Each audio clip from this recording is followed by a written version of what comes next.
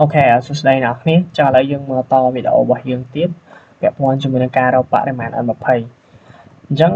យើងអាចយក file នេះទៅប្រើបានដែរដោយសារតែវាដូចតែគ្នាអញ្ចឹងណាអញ្ចឹងខ្ញុំមកស្ដាប់ទៅវាបន្តមកទៀតខ្ញុំយកពាក្យថា move or copy បន្ទាប់ពីចេញផ្ទាំងអញ្ចឹងហើយយើងយកពាក្យថា create or copy អញ្ចឹងបើសិនជាយើងចង់ឲ្យអា set ថ្មីហ្នឹងវាមកនៅចុងរបស់យើងយកពាក្យថា move to end ហើយបើយើងចង់ឲ្យបាននៅជាប់ហ្នឹងយើងយកអាបន្ទាប់ហ្នឹងមកដោយសារវាដាក់ថា before set អញ្ចឹងណាអញ្ចឹងខ្ញុំអូខេមកអញ្ចឹងវាបានហើយនេះអញ្ចឹងយើង rename យកទៅប្រើទៅដោយសារតែនេះខ្ញុំធ្វើហើយឯងខ្ញុំអត់ចង់ឲ្យវីដេអូហ្នឹងវាវែងអញ្ចឹងណាអញ្ចឹងខ្ញុំលុបអានេះចោលទៅ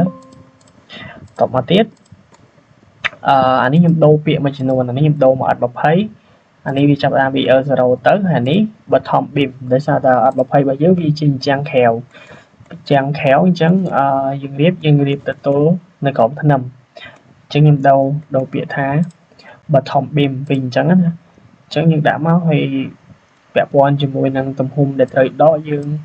វាយចូលមកអញ្ចឹងដោយសារតែក្នុងនេះវាមានសាច់ដកច្រើនពាក់ព័ន្ធជាមួយនឹងអាទ្វារនេះពាក់ព័ន្ធជាមួយនឹងអា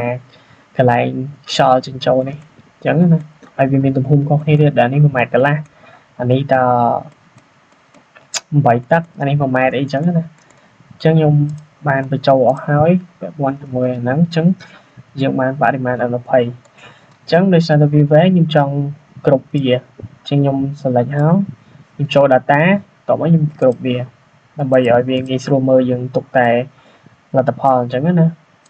អញ្ចឹងយើងគ្រប់មក